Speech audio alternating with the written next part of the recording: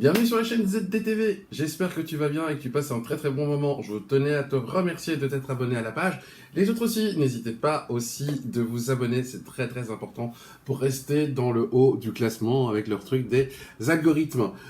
Cette semaine, comme tu le sais, c'était le Bifff Bruxelles International Film Fantastique Festival qui était du côté du Ezel au Palais 12. Non, pas que, Palais 12, je crois que c'est au Palais 12. Et c'était l'avant-première, avant-hier, de Mad Heidi. Mad Heidi, comment te dire, c'est quoi Mad Heidi? Eh ben c'est ça.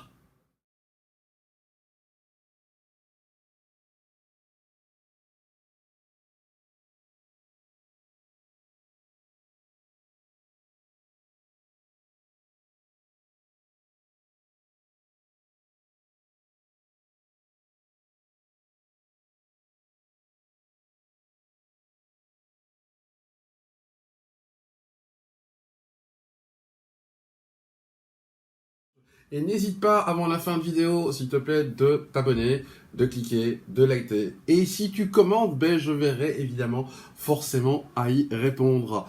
Peu importe le moment où tu regardes cette vidéo, je te souhaite de passer une très très bonne journée ou une très très bonne soirée. I had the opportunity yesterday to see the premiere of Mad Heidi.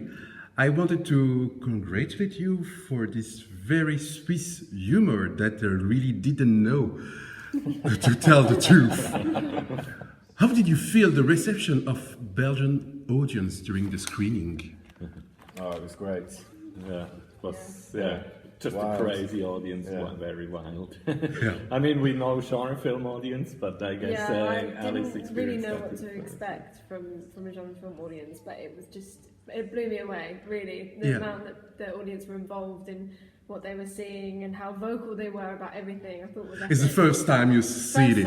First time I've seen the film as well. Yeah. I've not seen any extras or anything, so I was watching the film and then spent more time watching the audience going, what is happening?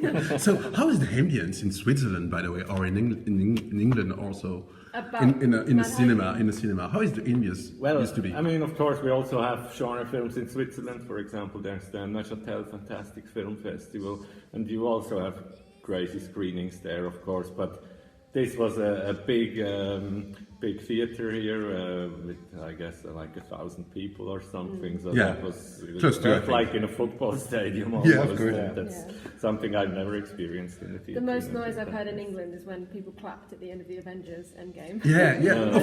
Yeah, it was the same for me. Yeah, we had the same. It was the same Otherwise ambience. nothing, and it's just crickets. Yeah. So what I like, that there are quite few references. For three of you, in generally, what are your influences in cinema? Well, of course, we wanted to kind of an homage to these 70s exploitation films with all their wild and crazy subgenres like blaxploitation and Nazi-exploitation and all these weird subgenres. So we thought, let's make our own and take the best of all these films, like we have the women in prison film part in there, we have the blaxploitation characters and everything, and try to mix it to a crazy new genre and combine it with Swiss cliches, of course. Yeah. Yeah, for me, especially coming into this project, I really took a lot from Linda Hamilton and Lena Headey's character, Sarah Connor, from The Terminator. She's a normal woman that is faced with craziness and has to kind of, get on board and fight her way through. So for me, Sarah Connor was a big character influence. And then, I look at actors like Ruth Wilson and Florence Pugh and Zoe Kravitz who are doing epic work at the moment and just, embodying that strong female character.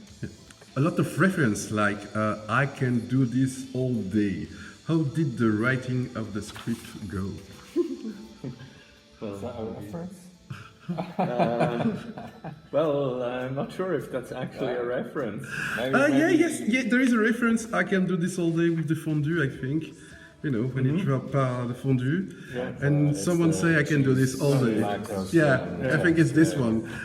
How did you try to make reference to a kind of movie like this? Well, some of it came natural. Just Writing away. Just writing Just away. writing away. Yeah. I mean, of course, you know, the prison stuff, for example, or the whatever, you know, just the stuff that inspired us, and we molded it into something Swiss, and then we just thought, like, let's sprinkle a little more, you know, for all the real hardcore nerds to find, you know, some trail of influences, like the, you know, I'm actually looking forward to whether people will find every single one. Yeah, you should release a bingo card of all the references and see how many people get them. So, a story based on the reach of Switzerland's chocolate, cheese. How did you manage to convince Casper and Vandine, and also Alice? How did you convince her to? How did you go? Well, with Casper, we just sent the script to his agent, and Casper immediately liked it and really wanted to do it. We felt that he's not just doing it for the money; he does it because he wants to do the project, and that was great. And Alice, we found through a lengthy casting process. We started with online videos that they sent us. We worked with a casting director from the UK because we knew we need someone who speaks English fluently. We didn't want a Swiss accent for Heidi. We thought it would be fun to have Swiss accents for the bad guys like Commandant Knorr, but we wanted a Heidi without a Swiss accent. We wanted a Heidi without a Swiss accent.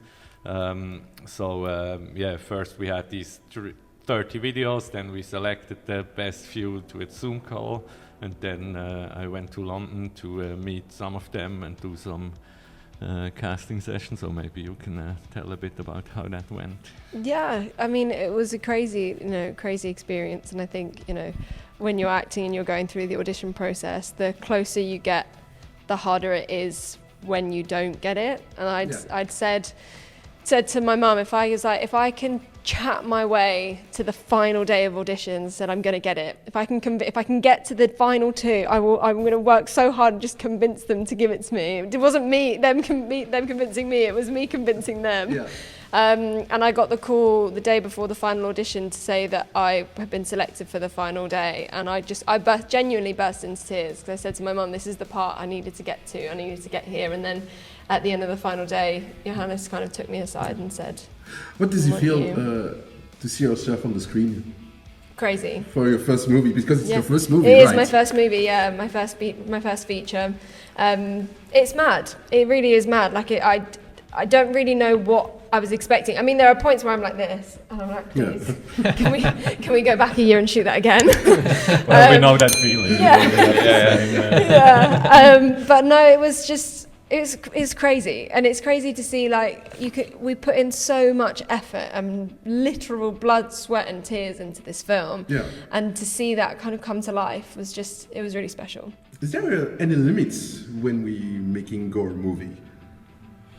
No. Question done. Well, the budget is the limit. Yeah, basically. budget's the limit. It was really gore, and I really loved it. But is there any limits to didn't shock people? I mean, to try to not shock people. I'm not sure if you can actually shock people that much with gore nowadays, because everybody has seen a Tarantino movie, and The Walking Dead is on TV. Yeah. And it was interesting that when we submitted it to get money from the state, their main concern was that it could be potentially racist or sexist, but they didn't mention the violence in one sentence. And I think if we tried to make the same movie 10 years ago, everybody would just talk about the violence, that it's too violent. But I think people got used to violence on screen. But for me, it was also always the goal to have a good story, and I'm not interested in these ultra-violent horror movies that just have a shitty story, but people just watch it because they want to see violence and blood splatter. And I think the best case scenario is that you have a story that has some seriousness underneath the surface and has some political layers and socio-critical layers. And if you have that, then you can go all the more crazy with how you do it, and you can make it gory and funny and whatever. Of course. Yeah. I couldn't find yesterday on the website, but who did the soundtrack? Because it's very, I loved it. Who did this exactly? I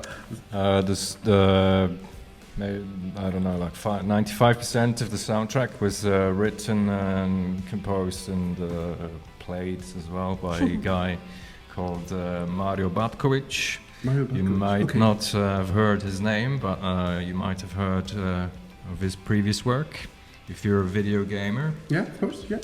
He did the soundtrack for Red Dead Redemption 2. Okay. And he just happens to live in the same city as we do.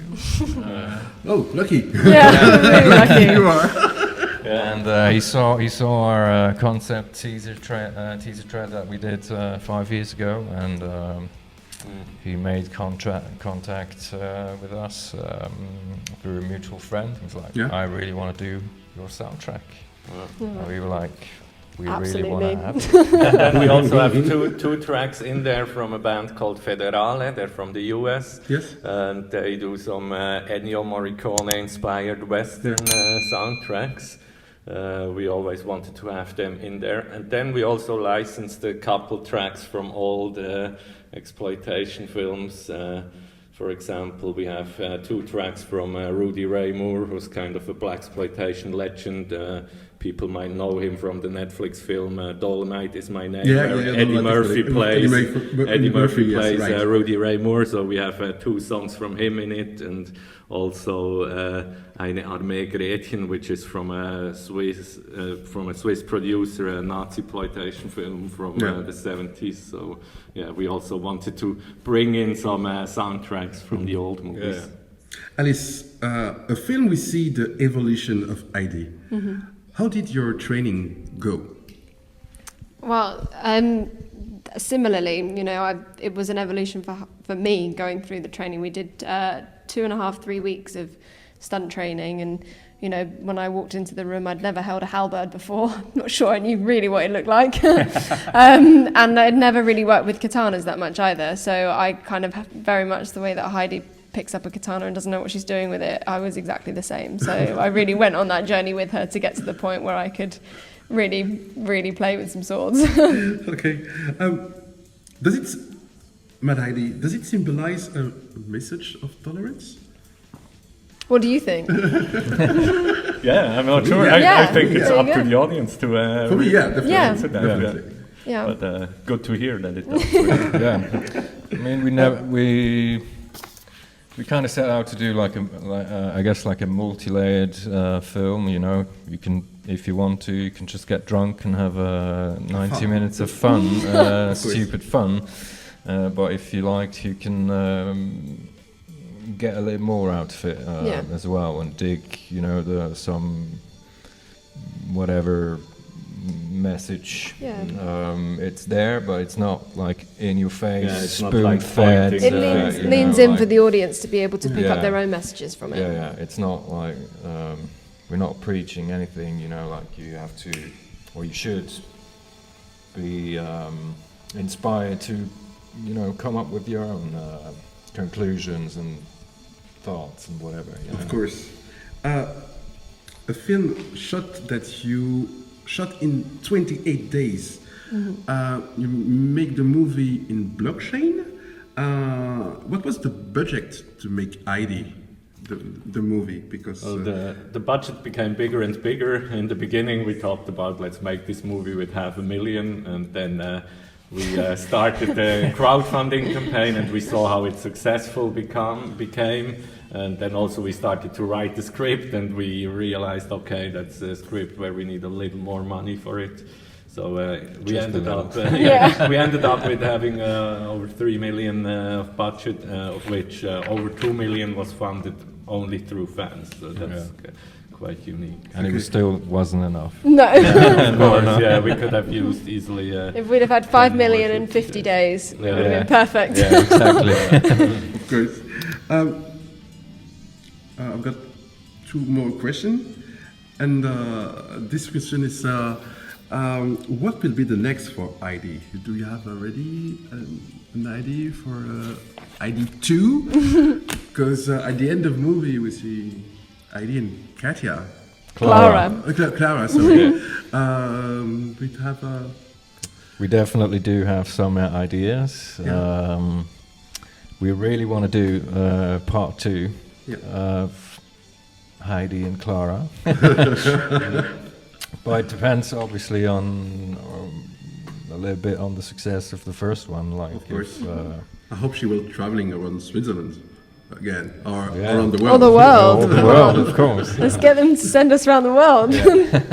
And last question, in one word, what do you think about Belgium? We haven't seen much of the country yet. Well, the we have festival, only seen I the mean. festival, but yeah, it seems like a great crowd and fun. And we hope to watch another movie tonight because we haven't seen any other films now. So yeah, we're trying to watch Diabolic tonight. Diabolic. Yeah. And for you? Yeah, it was awesome as a filmmaker, and I hope it's going to be awesome tonight as a regular guest as well. Yeah, mine would be fun. It's been really, really fun. So thank you so much. I will leave you like this. You can enjoy the festival. Thank you. And I hope to see Heidi number 2 soon. Thank you, man. Us too. Thank you very much. Thanks. Thank you. Cheers.